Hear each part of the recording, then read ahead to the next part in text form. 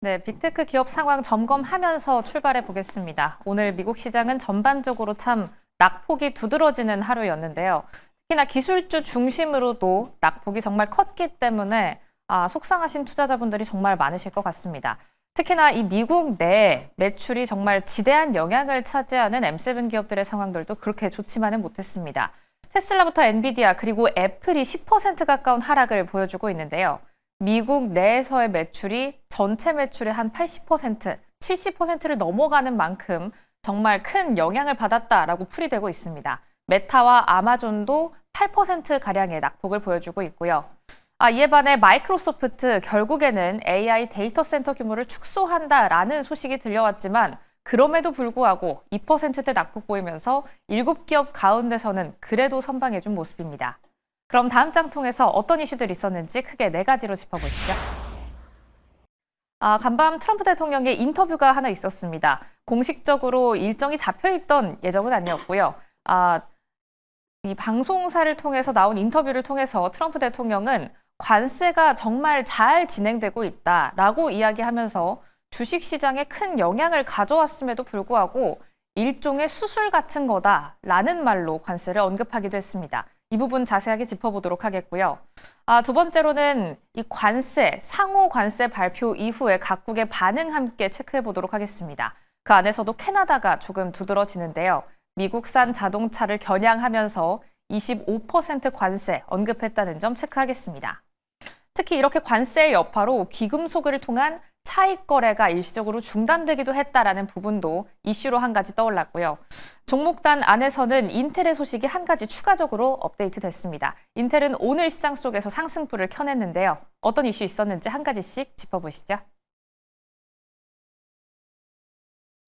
트럼프 대통령은 시장이 관세 조치로 급락했음에도 이것은 수술과 같은 과정이며 결국 미국 경제가 호황을 누리고 7조 달러 규모의 투자가 유입될 것이라고 낙관했습니다. 또한 다른 국가들이 미국과 거래를 성사시키기 위한 방법을 모색하고 있으며 미국은 오랫동안 다른 국가들에게 이용당했다는 언급을 계속해서 내놨습니다. 한편 트럼프 대통령의 새로운 관세 조치로 인해서 경기 침체에 빠질 수 있다는 우려 속에 목요일 하루 만에 S&P 500 지수에서는 약 2조 5천억 달러가 사라졌습니다. 두 번째 소식 확인하시죠. 캐나다는 트럼프 행정부의 외국 자동차 수입세에 대응해서 미국산 차량에 25%의 보복 관세를 부과할 것이라고 밝혔습니다. 캐나다 관세는 미국, 멕시코, 캐나다 협정을 준수하지 않는 차량과 해당 무역협정 규칙에 따라 미국에서 조립된 자동차와 트럭에 캐나다산이 아닌 내용에 적용됩니다. 프랑스의 마크롱 대통령은 미국이 유럽을 공격하고 있는 상황에서 기업이 미국에 투자하는 것은 별 의미가 없다고 말하며 집단적 연대를 촉구하기도 했고, 독일의 숄츠 총리는 우리는 단결하고 단호한 방식으로 대응하고 우리만의 행동 도구가 있다는 것을 보여줄 모든 기회가 있다고 말했습니다. 세 번째 소식 확인하시죠. 트럼프 대통령의 관세 대상에서 금과 은 등 귀금속이 면제되자 뉴욕 시장의 높은 프리미엄으로 거래되던 귀금속 차익 거래가 멈췄다는 소식이 전해졌습니다. 이에 따라 금 가격도 하락했는데요. 선물과 현물, 금 가격의 차이는 온스당 62달러 이상에서 21달러로 떨어졌고, 은의 경우 EFP가 온스당 1달러 이상에서 8센트로 떨어졌습니다. 금 가격과 함께 추가적으로는 엔화의 동향까지 계속해서 주시해 보셔야겠습니다. 이렇게 전반적인 3가지 소식 확인해 봤는데요. 이 종목단 안에서 살아남았던 인텔 어떤 이슈가 있었는지 다음 장 통해 확인해 보도록 하겠습니다. 우리가 인텔 하면 생각이 드는 게 계속된 M&A 이슈로 생각했을 때 가장 첫 번째로 요즘 생각이 드는 종목이었는데, 오늘은 M&A보다는 합작 투자입니다. 괄호하고 할 것이라고 써놨는데요. 약간 카더라 소식이기 때문에 이런 소식에 주가가 움직였다 정도로만 투자에 반영하시면 좋겠습니다. 인텔은 오늘 결국 상승풀 지켜내면서 2%대 상승하며 마감했습니다. 하지만 장중에는 4% 넘는 상승폭을 보여주기도 했는데요. 이 소식이 들려온 기점, 1시를 기점으로 주가 폭등하는 모습 차트를 통해 확인하실 수가 있습니다.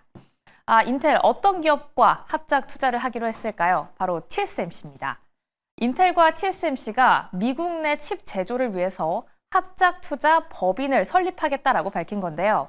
아직까지 구체적인 소식은 전해지지 않았지만 이 합작 투자 예비 계약을 체결하면서 TSMC가 이 예비 계약 안에서 투자 법인의 지분 20%를 가져가기로 했습니다. 그러나 이렇게 호재성 소식이 들려왔는데도 불구하고 인텔은 상승한 반면 TSMC는 큰 폭으로 하락하는 모습을 보여줬습니다. 오늘 종가 기준으로 확인해 본다면 인텔은 2%대, TSMC는 7%대 빨간불을 켜낸 걸 보실 수가 있는데요.